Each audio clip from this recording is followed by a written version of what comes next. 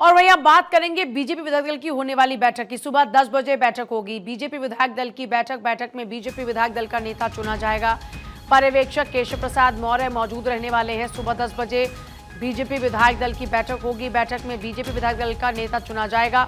तो देखिए अब क्योंकि सरकार बनाने की जो कवायद है वो शुरू हो चुकी है, शपथ ग्रहण से पहले विधायक दल का नेता चुना जाएगा। आज बीजेपी विधायक दल का नेता चुना जाएगा।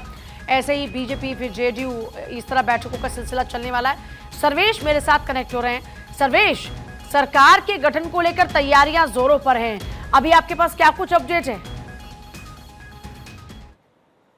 फिर जेडीयू विधायक दल की बैठक होगी 3 बजे के आसपास। एनडीए विधायक दल की बैठक सेंट्रल हॉल में, विधानसभा के सेंट्रल हॉल में होगी।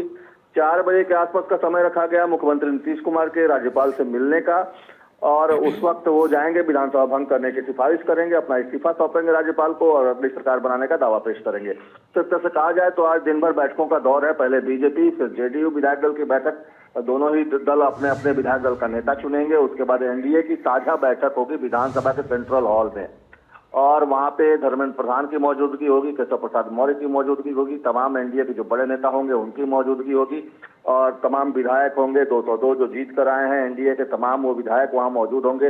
वो अपना नेता चुनेंगे और उसके बाद माना जा रहा है कि नीतीश कुमार उसके बाद वहां से निकलकर सीधे राजभवन का रुख करेंगे, राज्यपाल से मिलेंगे, अपना इस्तीफा सौंपेंगे, विधानसभा भंग करने की सिफारिश करेंगे और अगली सरकार बनाने का दावा पेश करेंगे।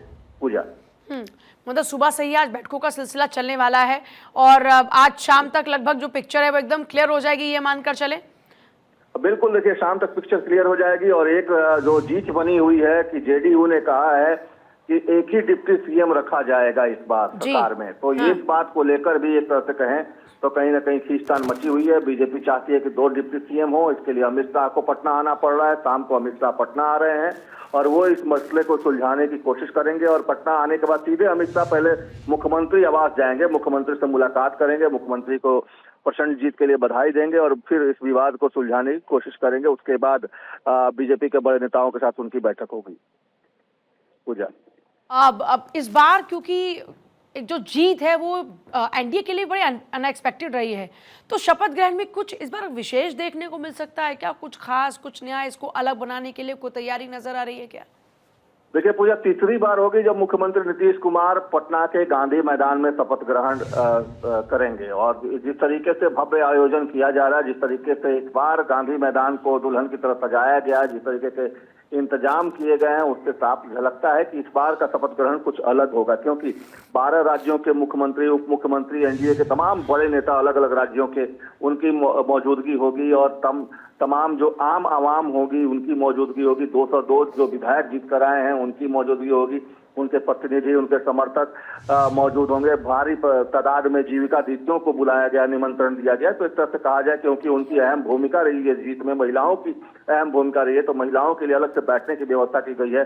तो ये शपथ ग्रहण ऐसे ही खास हो जाता है जब 202 सीटें जीत कर जब आप सत्ता में आते हैं, और लगातार पिछले 5 बार से कहें तो 5वीं बार मुख्यमंत्री लगातार जो है वो नीतीश कुमार शपथ लेंगे। इस बार 10 बार शपथ लेने वाले पहले मुख्यमंत्री हो गए नीतीश कुमार। तो एक तरह से कहा जाए तो ये अपने आप में ही खास मौका है, और इसको खास और विशेष बनाने की कोशिश लगातार की जा रही है। पूजा, अच्छा, एक के बाद एक आज दिन भर बैठकों का दौर चलने वाला है। बीजेपी, जेडीयू, फिर एनडीए की बैठक होनी, जिसका जिक्र भी अभी आपने किया। तो अमित शाह के पहुंचने की भी जानकारी मिल रही थी, उसको लेकर क्या अपडेट है? देखिए शाम तक अमित शाह पहुंचने की जानकारी है। शाम तक करीब 6, साढ़े 6 के आसपास अमित शाह पटना पहुंच जाएंगे, और उसके बाद सीधे वो मुख्यमंत्री आवास जाएंगे, और मुख्यमंत्री आवास में जाकर मुख्यमंत्री से मुलाकात उनकी होनी है। मुख्यमंत्री को प्रचंड जीत के लिए वो बधाई देंगे। उसके बाद जो एक विवाद चल रहा है कि 2 डिप्टी सीएम नहीं 1 डिप्टी सीएम, इसको लेकर इस विवाद को सुलझाने की कोशिश अमित शाह और नीतीश कुमार के बैठक में होगी, और अमित शाह कोशिश करेंगे कि इस विवाद को सुलझाया जाए, क्योंकि जेडीयू की तरफ से, नीतीश कुमार की तरफ से ये संदेश भिजवाया गया था अमित शाह को कि इस बार एक ही डिप्टी सीएम बनाया जाएगा। तो वैसी परिस्थिति में बीजेपी के लिए ये एक तरह से कहें तो बहुत बड़ी चुनौती हो जाएगी, क्योंकि बीजेपी 2 लोगों को डिप्टी सीएम बनाती आई है। पिछली बार भी आपने देखा होगा कि सम्राट चौधरी और विजय सिन्हा 2 डिप्टी सीएम थे, उसके पहले भी तारकिशोर प्रसाद, रेणु देवी 2 डिप्टी सीएम रहे हैं। तो ऐसी परिस्थिति में 2 लोगों को डिप्टी सीएम बनाने की पेशकश बीजेपी की तरफ से की गई है, लेकिन जेडीयू की तरफ से इस बात पर सहमति अभी तक नहीं बन पाई है। इस विवाद को सुलझाने की कोशिश अमित शाह करेंगे। उसके बाद अमित शाह बीजेपी के तमाम बड़े नेताओं के साथ बैठक करेंगे। मंत्रिपरिषद में कौन कौन से चेहरे शामिल हो रहे हैं, उनके नामों पर आप एक तरह से कहा जाए तो अंतिम मोहर आज अमित शाह लगाएंगे। अच्छा, ये जो कोशिश जेडीयू की ओर से की जा रही है, जिसका जिक्र आप कर रहे हैं कि 2 नहीं 1 ही डिप्टी सीएम इस बार होना चाहिए, ये प्रेशर बनाने की कोशिश की जा रही है इसे लेकर, या फिर बातचीत की कोशिश है? देखिए, ये प्रेशर नहीं है, ये बातचीत की कोशिश है। और जेडीयू की तरफ से ये कहा जा रहा है कि जब मुख्यमंत्री हैं और एक डिप्टी सीएम होंगे ही तो दूसरे डिप्टी सीएम की जरूरत क्या है, क्योंकि जो पिछली सरकार में भी जो दूसरा डिप्टी सीएम होता है उसकी अहमियत बहुत कम हो जाती है। जबकि विजय सिन्हा डिप्टी सीएम थे, लेकिन उनकी अहमियत सरकार में उस तरीके से डिप्टी सीएम के तौर पे स्वीकार्यता जो थी वो कहीं ना कहीं सम्राट चौधरी की ही ज्यादा थी। पिछली सरकार में भी अगर देखा जाए तो तारकिशोर प्रसाद और रेणु देवी सिंह, वहां पे तारकिशोर प्रसाद की स्वीकार्यता ज्यादा थी। तो इस बात को लेकर जेडीयू की तरफ से एक कोशिश यही है कि इस बार नाम के लिए डिप्टी सीएम ना बनाया जाए, काम के लिए डिप्टी सीएम बनाया जाए। इसलिए एक ही डिप्टी सीएम काफी है, इसलिए एक ही डिप्टी सीएम। क्या वाकई नीतीश कुमार हेल्पिंग हैंड चाहते हैं अब?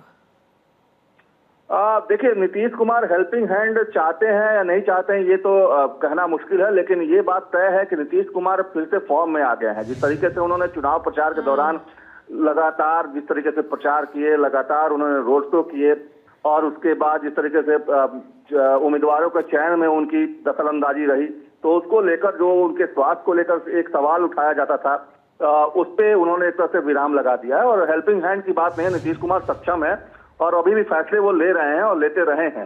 तो ऐसी परिस्थिति में उनका सीधे तौर पे यही कहना है कि डिप्टी सीएम अगर बनता है तो एक ही बनाया जाए ताकि वो कुछ काम करे। दो डिप्टी सीएम का कोई मतलब नहीं है।